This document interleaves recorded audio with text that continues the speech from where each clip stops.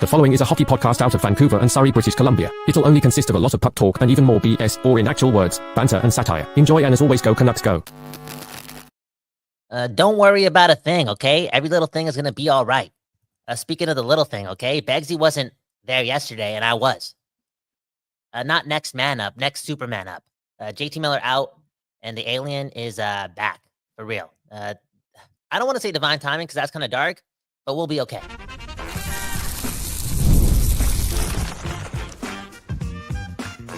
You're Locked On Canucks, your daily podcast on the Vancouver Canucks, part of the Locked On Podcast Network, your team every day. Hey, welcome to another episode of Locked On Canucks. My name is Trevor Beggs, co-host of Locked On Canucks and also a Canucks writer with a Daily Hive Vancouver. Before we get into it, we got to let you know today's episode is brought to you by none other than Indeed. Still searching for a great candidate for your company? Don't search, but match, baby, with Indeed. Claim your $75 credit now at Indeed.com/lockedon. Terms and conditions apply. Need to hire? You need Indeed. Man, oh man, the Canucks might be looking for help because this might be a fragmented Canucks team going up against one of the best damn teams in the NHL tonight, the New York Rangers. Miller out. Besser still out. Forward out. Connor Garland on baby watch. One love to Connor Garland and his wife. Demko still not skating. There is a lot going on with this hockey team right now. But let's get into the big news off the hop. And Kyle, what was your first reaction to the announcement that JT Miller is out indefinitely for personal reasons? Well, my first reaction, it comes from a stoic place, right? 31 and a half years old. I've lived a lot of life. And you quickly realize that in moments like this, hockey doesn't matter, okay? For real. JT Miller, the dude has been a warrior for us for so many years.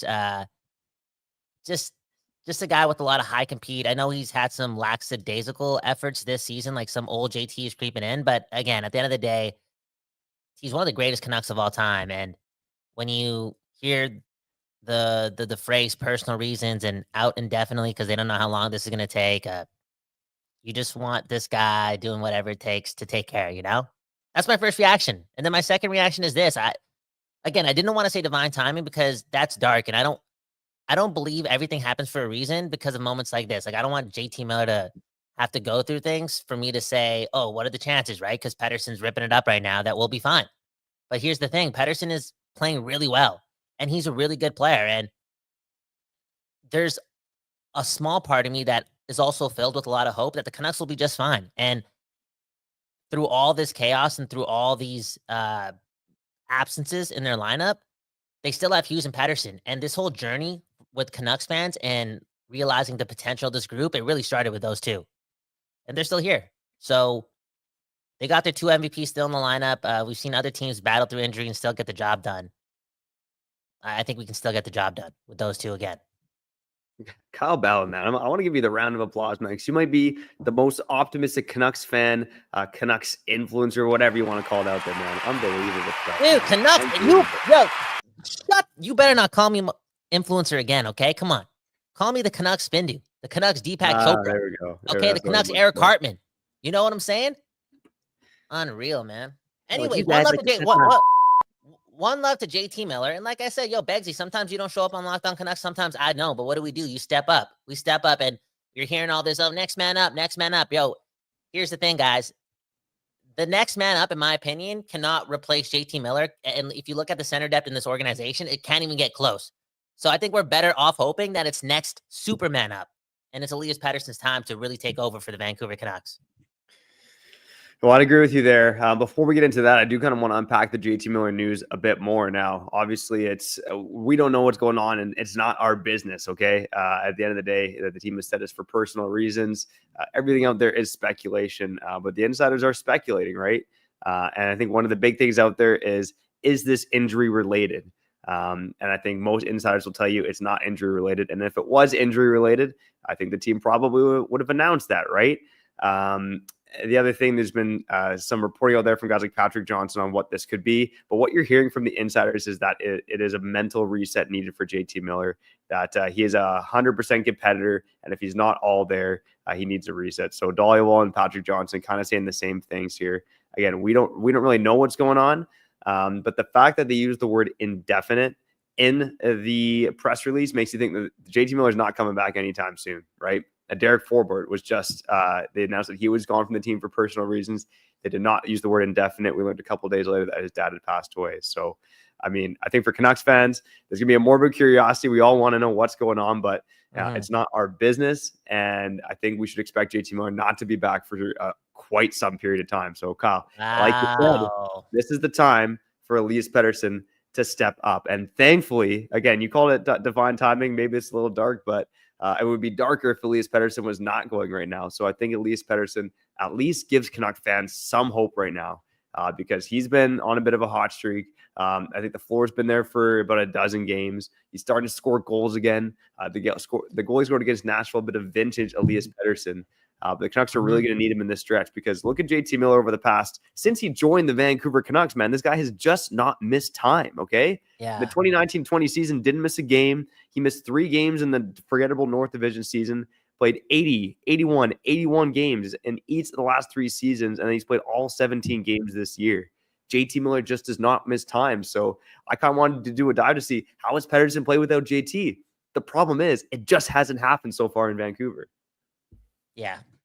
No, it just hasn't. And again, we use the term warrior for a reason. You don't think this guy's played a lot of hockey hurt, banged up? You don't think this guy's played a lot of hockey hurt and banged up when the team sucked? Like, he's that type of guy. You can tell this guy loves hockey and loves playing for the blue and green. So just wish him all the best and take care and take your time.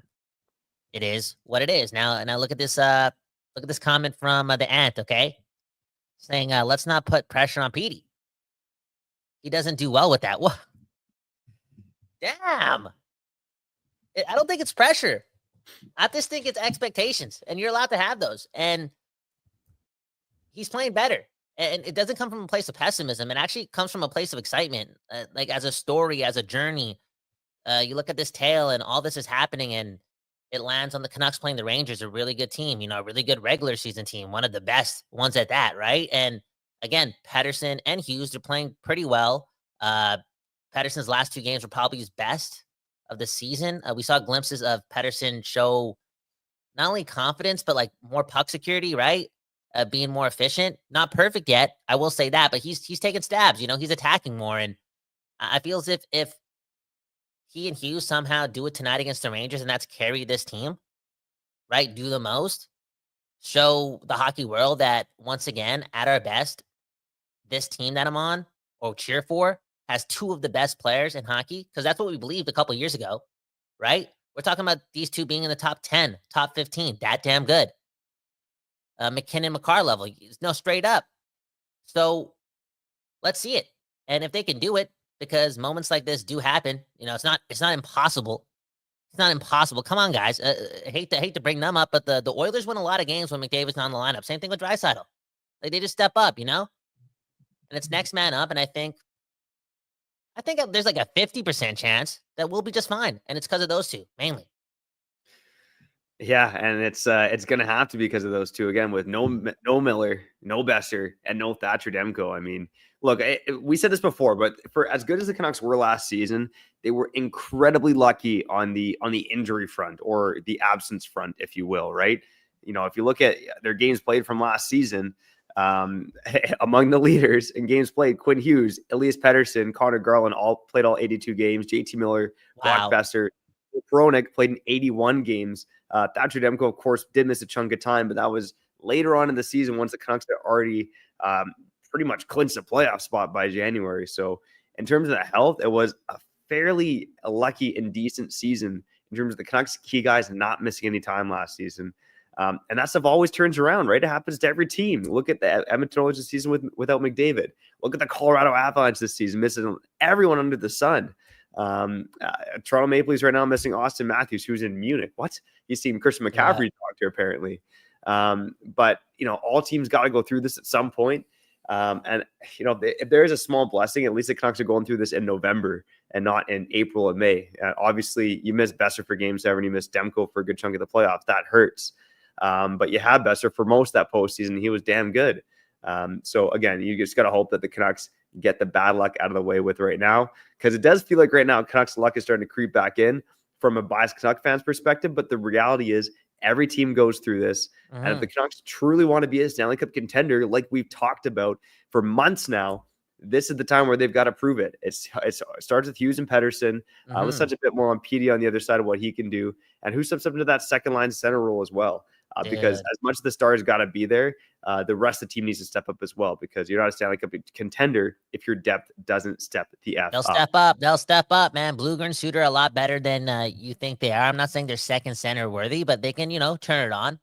You know what I'm saying? They can put on the Jets. They can press that button and, stash it and only use it again in the playoffs, right? We don't know. We don't know when Miller's coming back. It could be out for a long time. It could be out for a short time. Who knows? One love, take your time. But again, I believe this team can step up. And if we want to end off the first segment with some positivity, Rick talking about how this happened, and that's Forbert, being on the ice again. And who else was there? Brock Besser. They didn't practice with the team, but they were on the ice. I know Demko wasn't on the ice today, but things. This is a story. It's a journey. I can't explain it. It is what it is. And I just, again, think that there's still a good chance that we can swim, not just barely float above water during this time. And it's mainly because the two best players on this team, again, the two most skilled players on this team, when they're on their game, they're still playing games for the Vancouver Canucks, and both are playing at a pretty high level right now. They sure are. And again, it's going to be a really stiff test against a really good New York Rangers team tonight.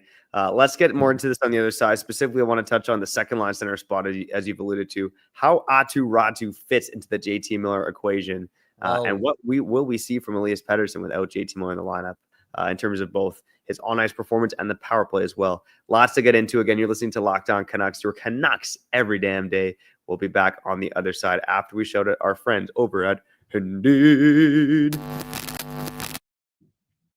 You know the deal, baby. If you're looking for a job or if you're trying to hire, the only place you got to use is Indeed, okay?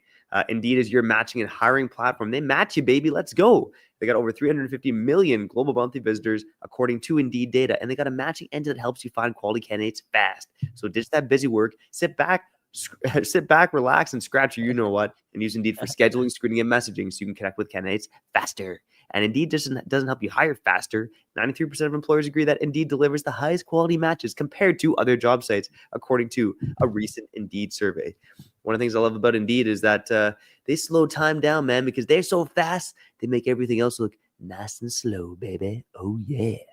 They leverage over 140 million qualifications and preferences every day, and their matching engine is constantly learning from your preferences. So the more you use Indeed, the better it gets. Listeners of the show, you'll get a $75 sponsored job credit. What? To get your jobs more visibility at Indeed.com/lockedon. Just go to Indeed.com/lockedon right now and support our show by saying you heard about Indeed on this very podcast. Locked On Canucks, baby. Indeed.com/lockedon. Terms and conditions apply. Need to hire? You need Indeed.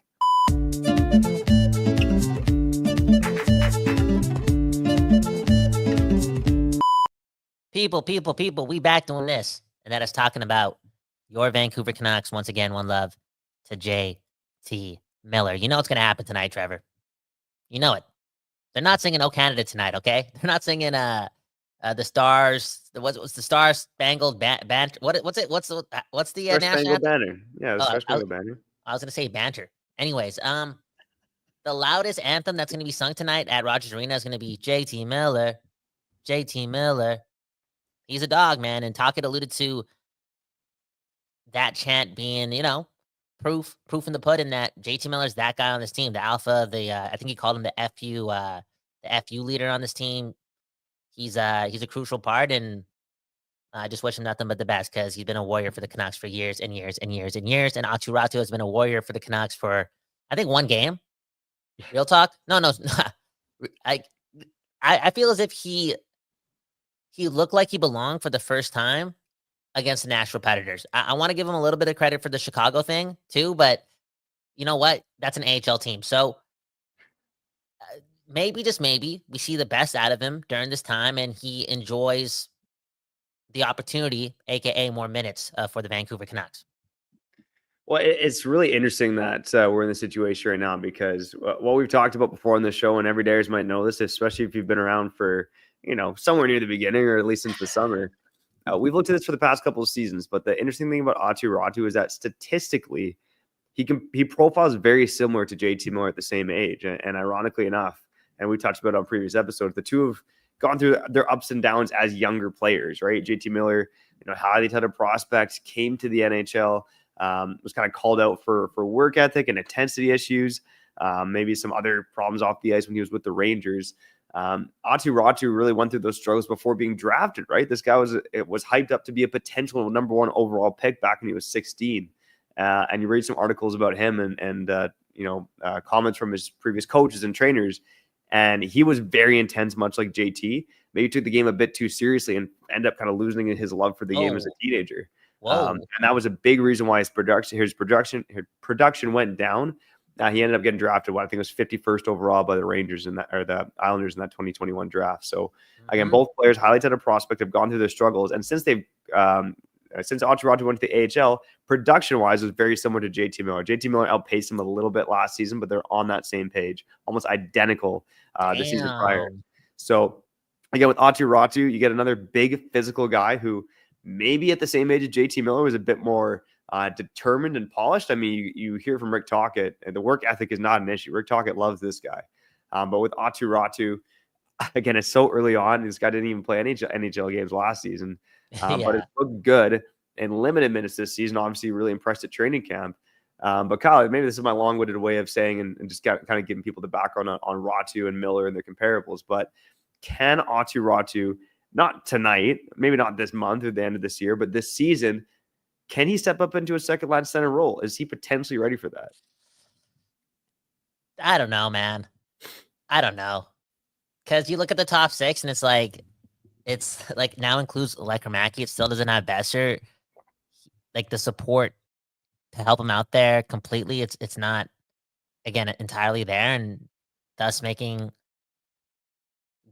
like your thought process on this, or the potential of Aatu Räty being a second line center, so much harder, right? Like he's gonna have to do so much more of the work, so much more of the guidance, and that's gonna take a lot. And like I said, I mean, he's played a lot. I feel like he's played quite a bit for the Vancouver Canucks this year. And for me personally, I don't know about you, but I feel as if he's had one like really good game. And again, that was a couple days ago. Everything outside of that, I mean, like, sure, you're good at the face-off circle and whatnot, and it's cool that you use two lines at the dot, but you kind of just blend in. And when you talk about having to replace Miller or just provide any value that could get close to what mediocre Miller could bring at best, it's like I don't know if he's there yet. Yeah, and here, and I know it's interesting I asked you that question, but here's how I really feel about the situation. And I think this is, again, kudos to the bald-headed beauties, Patrick Allvin and Jim Rutherford. The way that they've constructed this team, I think that they can withstand periods like this, as long as the caveat, it's Petey time for the Vancouver Canucks, baby. The guy's got to be going. But aside from that, I think what you can do with the most of your lineup is truly run 4 lines, right? You know, your centers right now are Elias Pettersson, probably Pius Suter, I guess, in that second line spot, then Teddy Blueger, then Aatu Räty. But really, if I were Rick Tocchet and the Canucks, you got to roll all 4 lines evenly. And I think they got the dogs to do it on the wings. Spread out the well throughout the lineup. I know a guy like R.C. Baines might get back in now, and he's had some ups and downs, but the work ethic is there. But spread out the wealth. If you're constructing this lineup, and I'm really curious to see what they do tonight. Again, if Connor Garland's not playing as well, and no Miller either, really curious to see how they spread out the wealth, because I think that is the way you got to go with this team. You got to really spread out the depth between all 4 lines here. If your top 3 guys going are Pettersson and Sherwood and Garland, spread them the F out. And again, up front, I think that's the solution. On defense, this is another story, because the Canucks have had some bad struggles there. But up front, I mean, tell me I'm wrong. Like, do the Canucks just got to spread out all 4 lines and then pretty much play them all evenly at even strength until one line takes over? I think it's a bit of that, because it's the obvious. But again, it goes back to Pettersson, and when it comes to potentially having to even it out, it would be very beautiful if that wasn't the case, solely because you have to give Pettersson like 5 more minutes than everyone else. It's just not. It's like, dude, you get paid the big bucks to do this, and that's carry the team. That's not me putting pressure on him. That's not pressure. That's just the truth. You're a superstar guy, right? You're that guy. You want to be the highest paid player in Swedish history. You got what like. This is moments like this, man. You pick up the team, you save the team, you rescue the team, you become the alien once again. And again, I have a lot of confidence that he's going to be able to do so. And maybe you spread him out throughout multiple winger sets throughout the game. Talkett is a hockey nerd, and other good teams do that as well. Like, how many times do you see McDavid or Draisaitl just move around the lineup when they need something? Whether they play together or they have, different sets of wingers, like every now and then. It's just playing them a lot, and the best want that. Speaking of the best, we gotta go talk about the back end. Honestly, I know Trevor likes talking about the D way more than I like talking about the D. Okay, it is what it is, but in reality, I have no faith in the Canucks defense right now.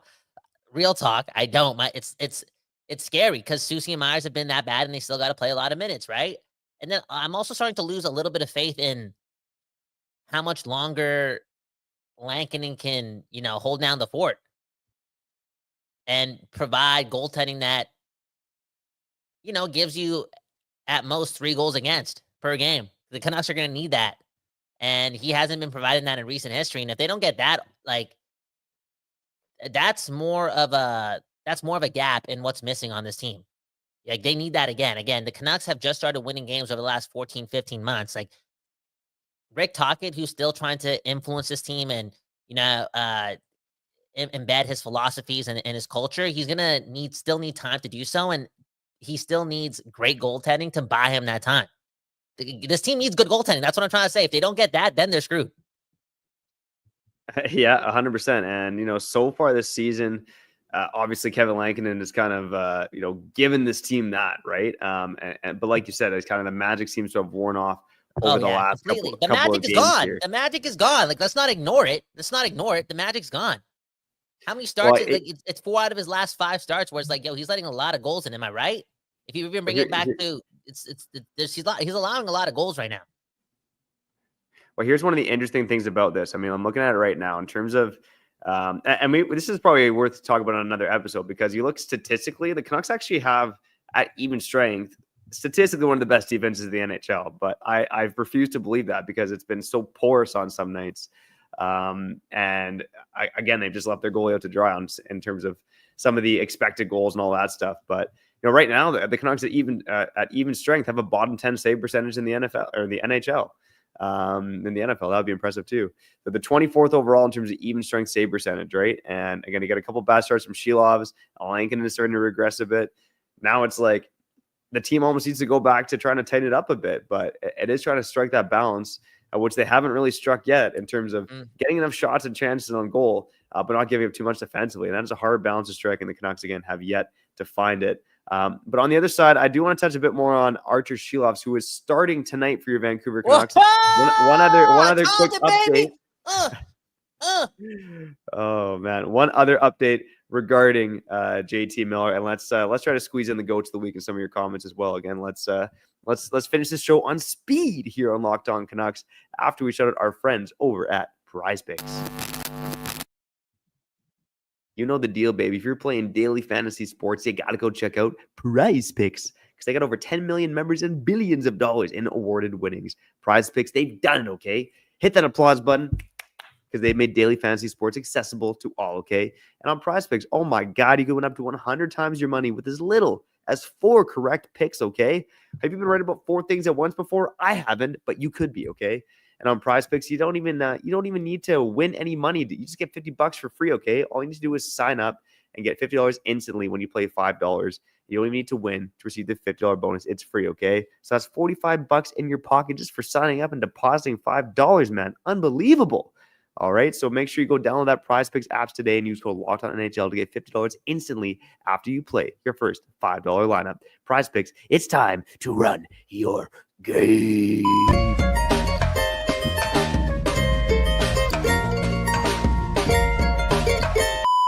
People, we back doing this, and that's talking about Archer Shilovs. Archer Shilovs matters again for the Vancouver Canucks. Unreal. I felt as if he hasn't really deserved this, but I felt as if it was coming because I think Lankinen lost all the faith because, for real. I'm being serious. He doesn't have that coach's bump right now because the inconsistencies have been there, and in the past. In like the recent past, there's been moments outside the regular season where Shilovs, who only played games in the playoffs, just looked, like that guy.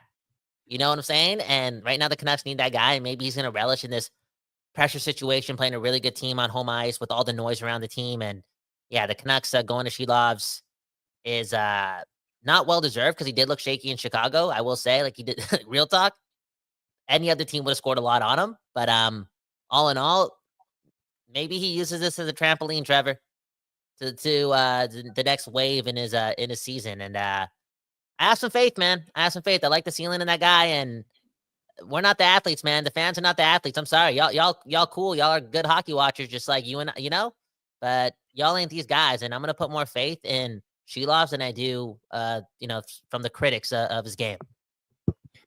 Yeah, I again, Shilovs has always risen in the pressure moments, right? Where there's the NHL playoffs, and this would be a pressure moment right now. The Canucks got a fragmented lineup. I would imagine the odds are stacked against them going into tonight. For Artur Shilovs, he has played the New York Rangers once, if fans recall. It was his first NHL game. And I got the stats from that game too. The Canucks lost 6-4. Shilovs allowed 5 goals in that game. Wasn't a banner start for him, but he rebounded later that season. But in that start, you had Quinn Hughes, obviously the team in ice time. The second leading ice defenseman at ice time that night was Riley Stillman, played 22.5 minutes. Ooh. Tyler Myers put over 22 minutes. Luke Shen. That was also infamously Oliver Ekman-Larsson's last game with the Vancouver Canucks. Got injured in that game, left, never returned. And then, of course, he was subject to the most expensive buyout in NHL history. So, again, the odds are stacked against the Canucks tonight. And Kyle, like you've alluded to, I think that's the perfect time for Artur Shilovs to sign. And it's, man, oh, man, I hope we're doing this next Monday and talk about Artur Shilovs as one of the GOATs of the week. But for now, let's get to the GOATs of the week from last week here on Locked On Canucks.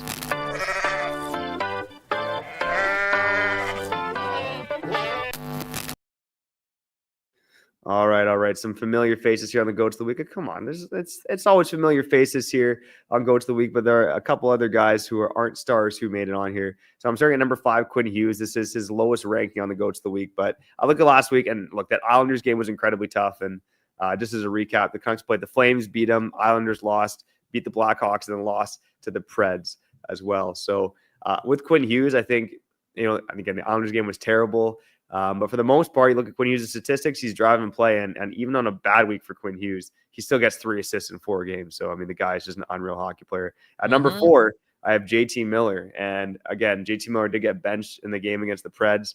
But you look at the stats from last week, JT Miller led the Canucks in points last week with 5 points in 4 games, including setting up Jonathan Lecker-Mackey for his first NHL goal, including a game against the Flames where the dude is one of the best players on the ice, right? Setting up Pettersson, setting up Pius Suter. The Canucks are going to miss a big-time playmaking element with JT Miller out of the lineup. One love to JT Miller. At number 3, and this guy seems to be a regular now and GOATs of the week, I have Kiefer Sherwood. Again, 1 goal and 1 assist last week, but gets elevated to the Pettersson line. And not only does he not look at a place, to me, Jake DeBrusk looks like the passenger on that line, or at least the guy who's going to the net to get the opportunity. Whoa, Kiefer Sherwood and Pettersson throwing around the puck, and Jake DeBrusk going to the net. Dude, I'm sorry. I got to speak over you here, man. I'm sorry, dude. How did we do this? We went 28.5 minutes without mentioning Jake DeBrusk. You know what I'm saying? That's crazy to me. Because if you're talking about guys that need to step up and be a dog, he's one of them. And I was patient. I'm like, yo, April's coming up. April's coming up. I'll wait for DeBrusk to play real hockey. Okay, play at his best. Play 100%. Because right now, like, I'm not saying he's a passenger completely, but he's holding back. You can tell because you look at his mixtape in the playoffs and you look at what he does in the regular season. It's 2 different players. But right now, we're missing a lot of pieces, and still Demko. We don't know when he's coming back. And now that Miller News is here, DeBrusk, you step up. Yeah, you don't have the capital like 11.6 a year, but it's 7 years of you, and this could be a moment for you. The city of Vancouver needs Jake DeBrusk right now. Yeah, and again, he wasn't good enough for me to get on the GOAT of the week, but he did have 1 game there, and I believe it was the game against the Blackhawks where he has 8 individual shot attempts. He has 4 high danger chances at even strength. I mean, the guy was around the puck in terms of trying to finish, but just couldn't finish it off on the feeds from Sherwood and Elias Pettersson. And now, last week he has 2 assists in 4 games, gets on the score sheet in terms of assists, but not in terms of goals. And yeah, Jake DeBrusk, it is time to step the F up These two guys stepped the F up last week, and it's Sweden at the top of the GOAT rankings from last week. At number 2, I have Eric Brandstrom, baby, the franchise. Maybe should have got number 1, to be honest with you, but hell of a week for him with, scoring, a couple goals last week, or at least he has 2 goals in his last handful of games after only having 2 in his previous 62 dating back to last season. Again, in that Blackhawks game as well. He gets outmuscled on that first goal and then basically takes over. It looks like one of the best players on the ice. Huge fan of what Eric Brandstrom's done. He deserves more minutes. We talked about that on the post-game show from Sunday. Go check that out if you haven't already. And at number 1 on the list, man, oh man, it's about damn time. It's about damn time. Elias Pettersson at number 1 overall, the number 1 GOAT of the week. 3 goals, 4 points in 4 games. And man, oh man, hopefully when I do this next week, if Pettersson and Shielovs are at the top of the list, it's probably been a good week for the Vancouver Canucks. Yeah, it's all about the process, progress, and getting Pettersson back and the alien back. We haven't seen him in a long time, and I'm excited to see hockey with that version of number 40 wearing blue and green again. It's gonna be fun, man. As a sports fan, I enjoy Elias Pettersson at his best. It's just engaging to watch, man. Bias aside, he's electrifying, and so is Quinn Hughes. They're both still in the lineup, and the Canucks still have a chance. Go Canucks, go! I do want to read a couple comments. Maybe you want to do so as well before we get out of here. I saw a couple about JT Miller. Like maybe he's just pissed off that he got benched. Should we trade JT Miller? All this stuff, blah, blah, blah. Dude, don't even watch the game if you're one of those people tonight. Don't do it. Don't do it. Like you're bigger than the team right now, and you'll never be bigger than the team. Relax. Real talk. That's just so uncalled for, man. Don't put that energy out in the world, man. Yeah, and it goes both ways, right? It does seem to be like a Miller versus Pettersson thing among Canucks fans. And Callum with some good comments today. Shout out to Callum, who just got a JT Miller jersey, by the way, saying JT Miller is so much better than Pettersson, but Pettersson got all the roses, the cheese, and the money.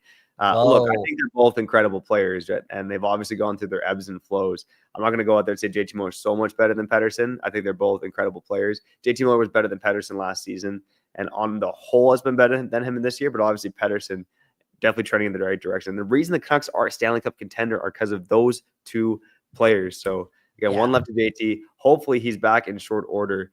But for the most part, the Canucks, other guys need to step up. And Rick Hepner in the comments saying, they're bringing the optimism. Your optimism rubbing off on him. This is when it pays to have a deep prospect pool, and also bringing that 420 optimism, saying we'll be fine once our injuries return. Again, the Canucks incredibly healthy last season, as we alluded to in the first segment. They're going through it right now, whether it's injuries or guys gone for personal reasons.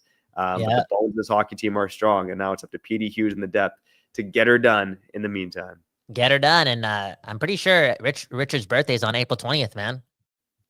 April 20th, 1999, by the looks of it, okay? I want to bring up one more thing too, man. In the Discord. Join the Discord, link in the bio. What was seeing a couple people. I think what's the homie's name? I forgot the homie's name. Anyways, it alludes to this comment from Infamous coming in from the show. Hoglander and Garland need to produce more. I saw somebody in the Discord talk about how he thinks Garland holds onto the puck too much, does a lot of spins, that doesn't make a lot of things happen. He sees his teammates more, blah, blah, blah, expressing too much individuality. I'm paraphrasing, but that's what I felt. And I rebutted against that.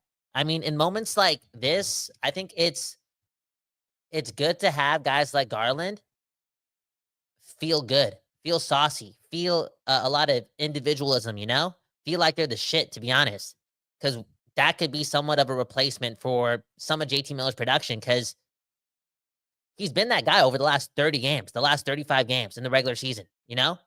He's been productive. He's been feeling himself, and I don't want to take that away from him. I would not go into any part of the season asking Garland to do less and play his role. I would lean into him being one of the most skilled guys on the team and also one of the biggest play drivers, and just tell him to keep doing him.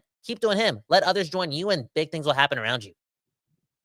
Yeah, and Connor Garland, again, almost a point-a-game guy dating back to last season, had 19 points in his last 20 games last year. Has 13 and 17 so far this season. I don't know what the math on that is, but he's had, again, almost a point-a-game guy over almost half a season stretch there. So that's pretty strong numbers from Connor Garland. A couple more quick comments before we get out of here. I did see one from Connie McKenzie. Okay, shout out to Connie, Callum's better half, about bring PDG back up. That's an interesting name to check out there, because PDG spent most of the season last year with the team. Got in some playoff games, scored a big playoff goal But for those who don't know, PDG has barely played an amateur this year. He was injured to start the season. He's only played in 2 games so far in the AHL. So I'm guessing that's the reason why PDG is not an option. Plus, he would be subject to waivers once he were to go back down. And finally, Callum saying in the comments, do you think Tocchet has the stones to start DPD tonight and bench? No, I don't think he has the stones to do that. But I'd be curious to see if I think DPD is really just up here for depth right now. But no, they sent him down. They sent him down today. And there we go. And RC Baines got called up. So again, there you go, Trevor. Like next Superman up. Trevor misses something, I got him. Boom, bam, Kyle Bound, Trevor Beggs. Hey, hit the like button if you enjoyed today's episode. If you enjoyed the podcast side of things, give us a 5-star review. The holidays are coming up. Yeah, man. I think, Canucks, they've been sucking ass at home, so you never know. Well, I don't even know if I'm allowed to say that on here. I'm sorry. Sorry for saying that. But they've been so bad. Okay, it's not my fault. Blame the Canucks. Anyways, Canucks tickets may be on the cheap.